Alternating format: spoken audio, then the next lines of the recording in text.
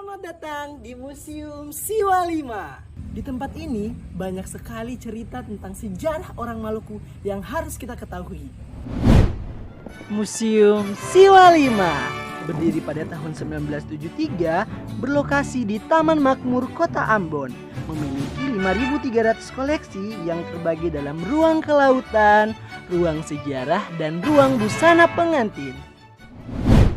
Ruang koleksi kelautan. Terdapat berbagai koleksi kelautan yang ada di Maluku, seperti buaya tete, 3 kerangka paus raksasa, dan salah satunya terbesar kedua di Indonesia Timur, serta adat istiadat, biota laut, dan perahu kalulis.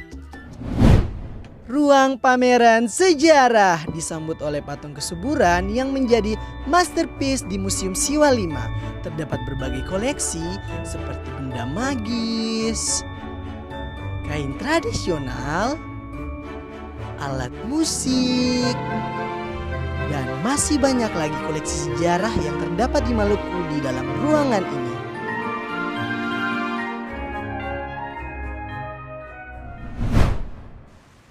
Ruang busana pengantin.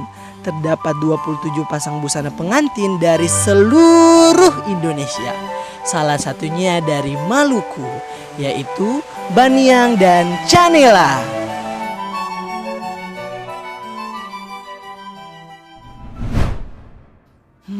Lelah sekali seharian berjalan di museum. Ada tempat yang bagus itu. Wah. Ada apa itu ya?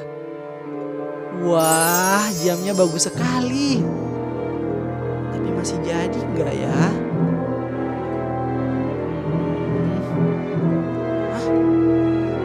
Ada apa ini?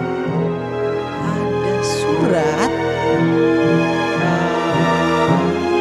Kamu adalah Sagu. Jamnya masih jadi.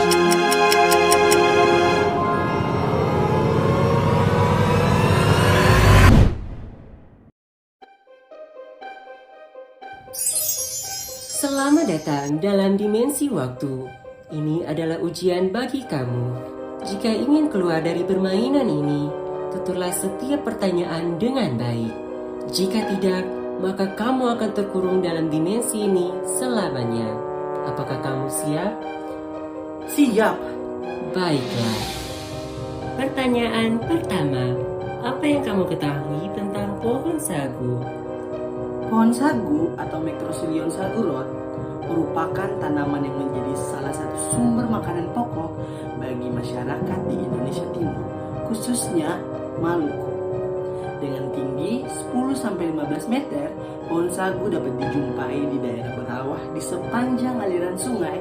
Tak heran, proses pengolahan sagu dimulai dari tepian sungai. Pertanyaan kedua, jelaskan proses pengolahan sagu. Gampang sekali. Mula-mula sagu ditebang dan dibersihkan. Sesudah itu dipenggal-penggal menjadi 3 atau 4 bagian sesuai kemampuan bekerja dalam 1 hari. Bagian yang akan diolah dibelah menjadi 2 belahan.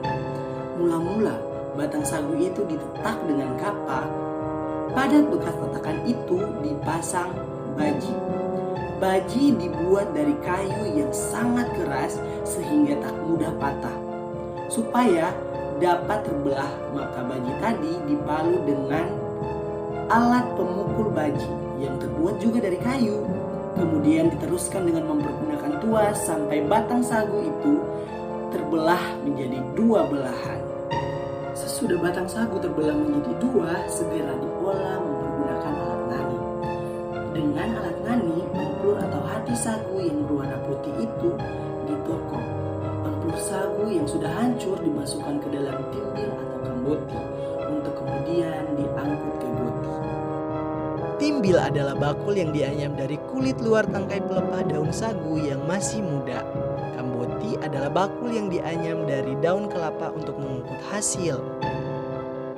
Goti adalah konstruksi dari alat penyaring sagu. Sesudah diangkut ke goti, kemudian dituangkan ke tempat penyaringan yang bernama sahani runut. dengan mempergunakan alat guna-guna, air dari dalam sungai ditimbah dan dituangkan ke empur sagu yang berada di dalam tempat penyaringan. Kemudian diaduk-aduk, ditekan-tekan dan diremas-remas sehingga tepung sagu jatuh keluar bersama air ke tempat penampungan di bawah penyaringan itu. Mula-mula larutan tepung itu jatuh ke kepala Goti dan mengalir terus ke kaki Goti. Hal ini demikian terjadi terus-menerus sampai tepung sagu habis tersaring. Ampasnya dibuang keluar, kemudian diganti dengan yang lain, dan seterusnya sampai selesai pekerjaan menokok sehari itu. Tepung sagu yang sudah mengendap di dalam Goti dikeringkan dengan cara mengeluarkan air melalui lubang persiapan.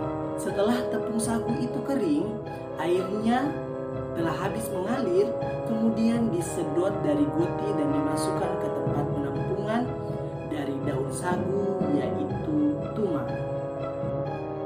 Saat ini pengelolaan sagu tidak lagi dilakukan dengan cara tradisional, namun menggunakan alat-alat yang lebih modern sebab dianggap lebih efisien, membantu dalam mempercepat proses pengerjaan pengelolaan sagu. Hasil yang didapatkan lebih banyak dan tidak memerlukan banyak tenaga. Sayangnya, secara tidak langsung hal ini menghilangkan keaslian serta nilai kearifan budaya lokal pengelolaan sagu secara tradisional. Baiklah, penjelasan yang sangat baik. Misi kamu telah selesai.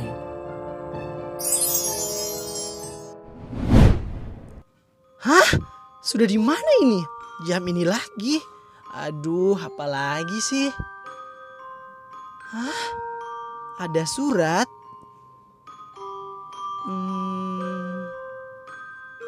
Jadilah kuat seperti sagu, namun putih dengan hati yang tulus. Oh, saya sudah mengerti. Saya adalah anak-anak sagu yang hidup dari sagu. Akarnya menjadi penata air, dahannya menjadi dinding rumah kami, dan daunnya menjadi atap untuk rumah kami. Kami orang Maluku, walaupun kami keras, tetapi kami mempunyai hati yang setulus dan seputih sagu. Semoga warisan ini tetap abadi dari generasi ke generasi.